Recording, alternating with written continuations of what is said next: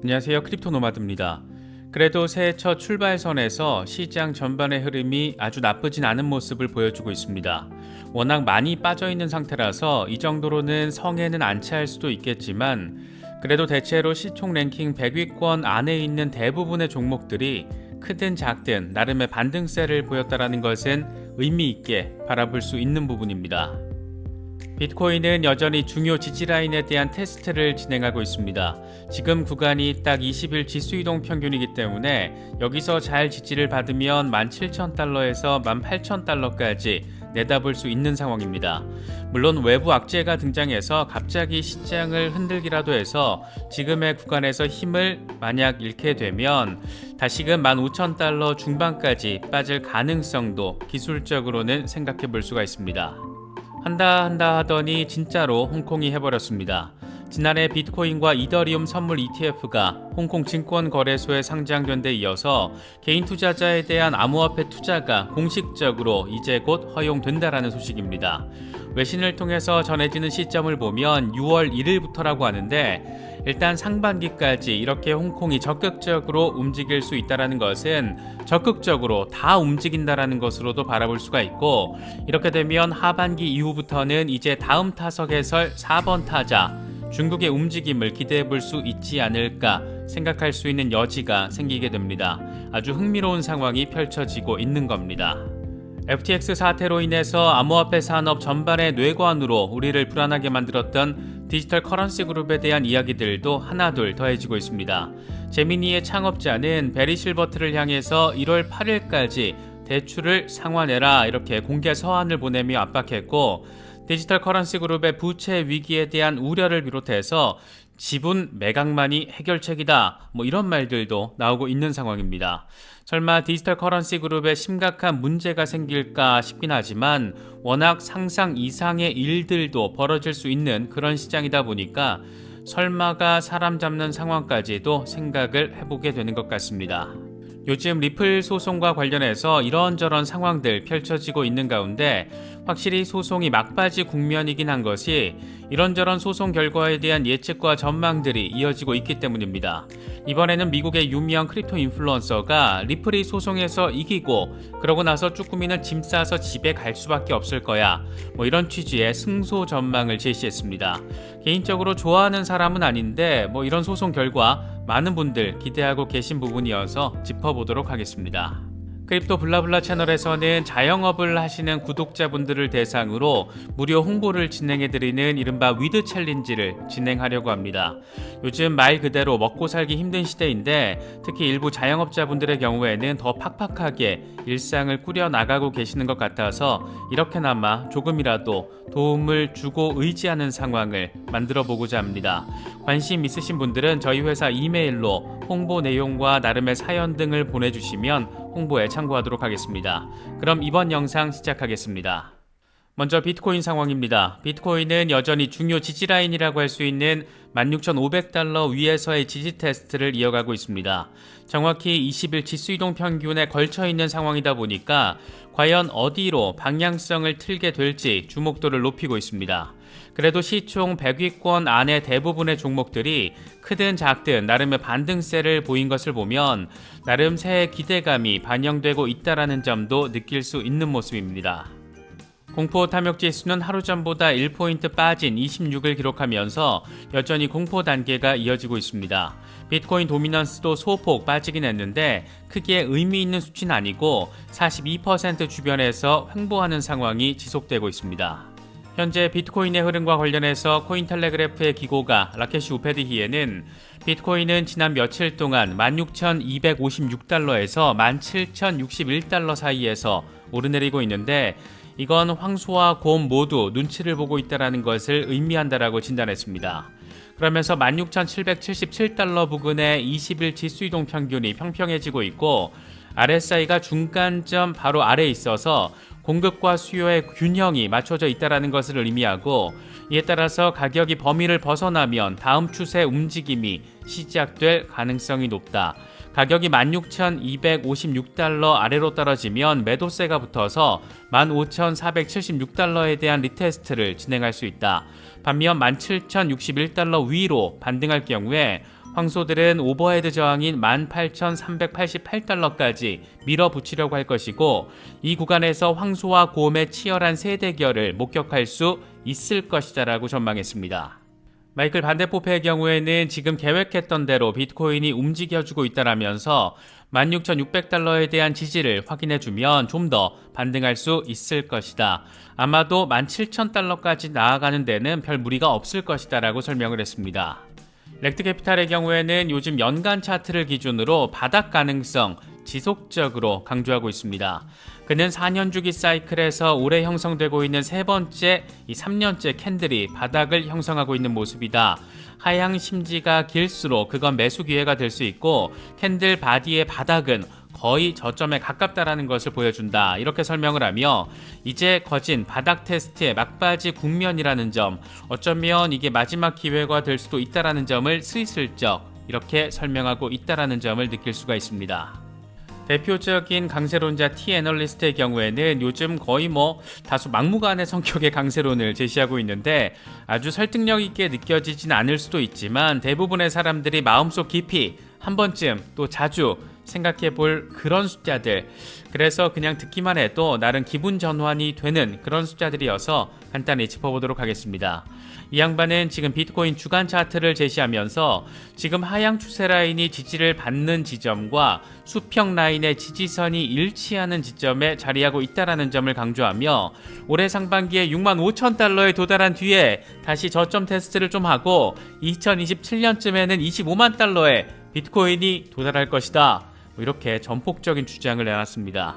미래의 가격이 어떻게 될지 예단은 어렵겠지만 개미 투자자 입장에서 어째 좀 반갑고 설레게 느껴지는 것은 어쩔 수 없는 것 같습니다. 재미있는 부분은 전형적인 강세론자들에 비해서 그래도 나름 객관성을 유지하려고 노력하는 그런 강세론자라고 할 수 있는 마이클 반데포페 역시 비슷한 방향성과 숫자를 제시했다라는 데 있습니다. 그는 올해 1분기에 비트코인은 횡보를 하면서 일시적인 저점을 형성할 것이고 2분기에 안도 랠리를 통해서 3만 달러에서 3만 5천 달러까지 회복될 것이다. 이때 인플레이션이 완화되는 상황도 바라보게 될 것이다.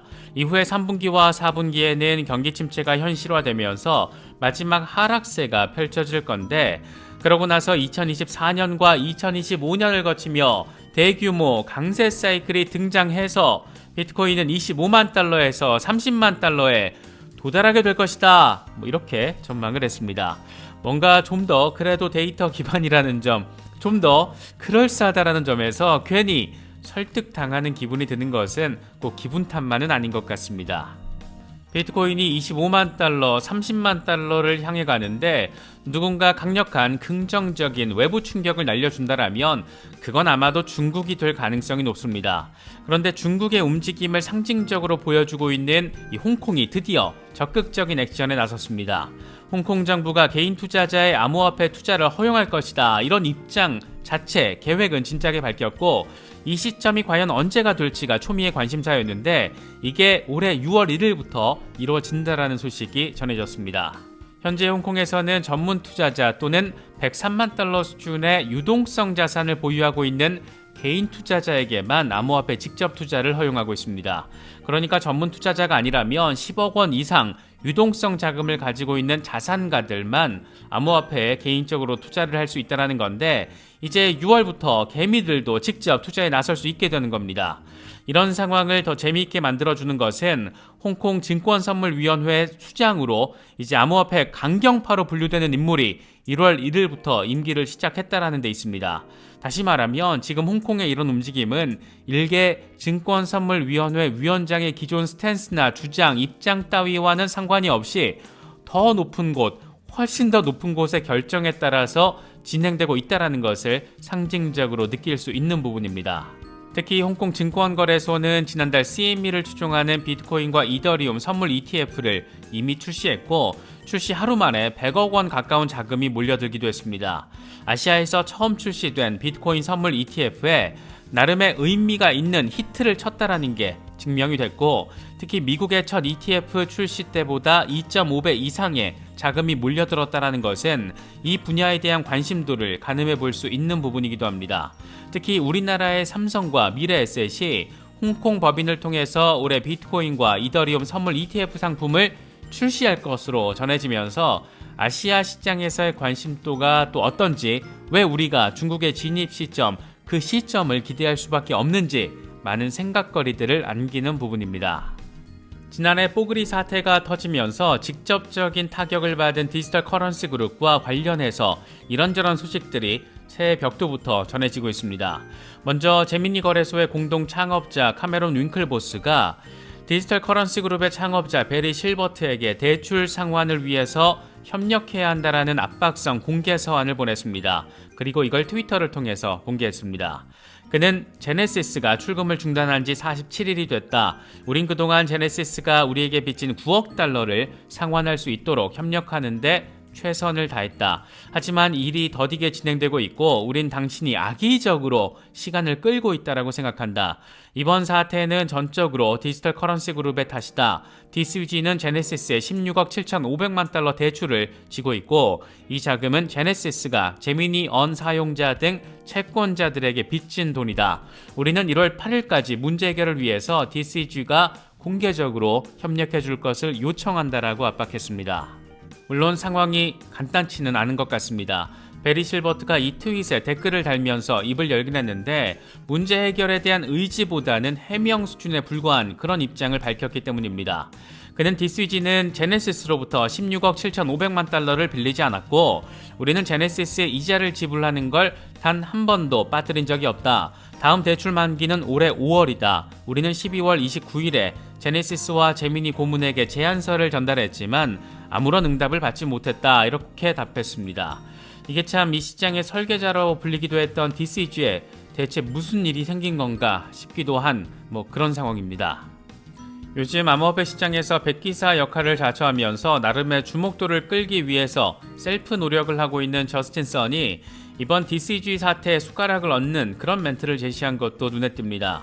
후오비는 제미니와 DCG가 직면한 부채 위기를 깊이 우려하고 있다. 지금 암호화폐 업계 전반이 어려운 시기다. 우리는 함께 모여서 서로 지원하는 것이 중요하다라고 믿고 있다. 해결책을 찾기 위해서 기꺼이 우리 역할을 다할 것이다. 우리는 제미니와 DCG 등과 함께 건설적인 대화를 나눌 준비가 돼 있다라고 말했습니다.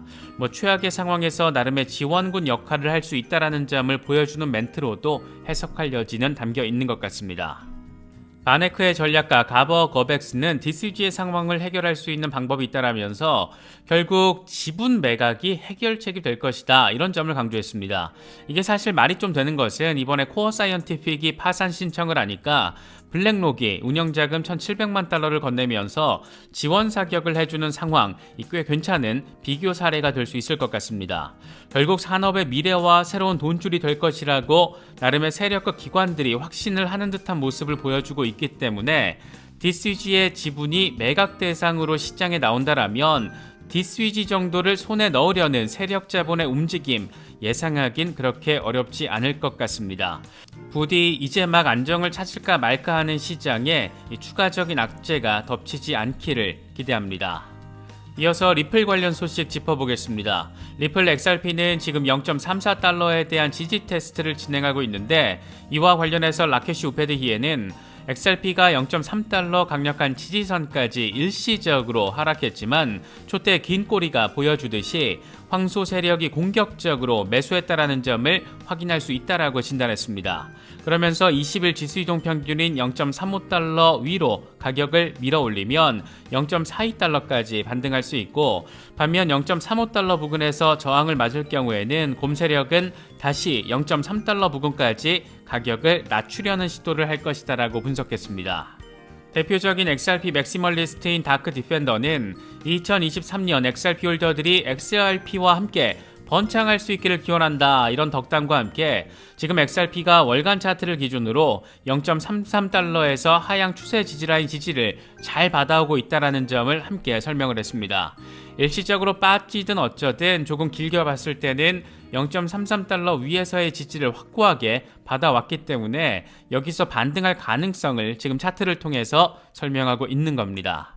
이 양반은 그러면서 소송 결과와 XRP 시세 상관관계에 대해서도 한마디 거들었습니다.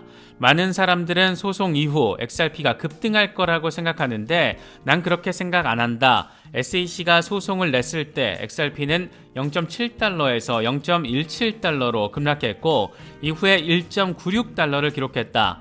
이런 흐름은 XRP가 소송 사건에 관심이 없다라는 증거다. 이렇게 말했습니다. 그는 이어서 다시 말해 XRP의 힘과 영향력은 국경이나 정부를 초월한다는 것이고 이를 통해서 XRP는 IMF나 BIS, 세계은행 등이 관리하는 글로벌 준비통화가 될 것으로 예상된다. 따라서 SEC의 결정은 XRP 가격에 어떤 영향도 미칠 수 없고 오히려 신흥 기술 구현의 측면에서 미국의 평판을 손상시킬 수 있다. 이렇게 XRP 진성 홀더들이 딱 듣기 좋아할 만한 그런 멘트를 날려줬습니다. 아무튼 이 양반도 보통 수준은 확실히 아닌데 홀더로서 듣기 좋은 소리라는 거를 부인하는 건 어려울 것 같습니다. 미국에서 꽤나 유명세를 떨치고 있는 크립토 인플루언서 비트보이가 이번 리플 소송에서 리플이 승소할 거라는 전망을 제시했습니다. 그는 소송에서 리플이 결국 이기고 갠슬러는 사임하게 될 것이다 라면서 대략 우리가 기대하는 포인트들에 맞춘 멘트를 제시했습니다. 이 양반 다소 다혈질이라서 개인적으로는 좋아하진 않는데 이렇게 여론을 조성하는 데 있어서는 나름의 캐파가 분명한 사람이라는 점은 부인하기 어려운 그런 인물입니다. 이런 얘기들이 구체적으로 또 공개적으로 여기저기서 나오는 걸 보면 확실히 뭔가 막바지는 막바지구나 이런 부분들도 함께 느낄 수 있습니다. 어느 정도의 기대감과 어느 정도의 불안감이 공존하는 상황인데 여러 소식들 잘 참고하실 수 있으면 좋겠습니다. 더불어 저희 채널은 지금 월수금 주 3일 저녁 8시 반에 라이브 방송을 진행하고 있습니다. 지금은 전체 공개 컨텐츠로 진행되고 있지만 라이브 방송은 멤버십 컨텐츠로 기획이 됐고 향후 멤버십 컨텐츠로 순차적으로 전환될 예정입니다. 올해 목표 가운데 하나는 멤버십 컨텐츠를 다양화시키는 것인데 멤버십 가입과 관련해서도 많은 관심과 성원 부탁드리겠습니다. 이번에 준비한 영상은 여기까지입니다. 시청해주셔서 감사합니다. 지금까지 크립토 노마디였습니다.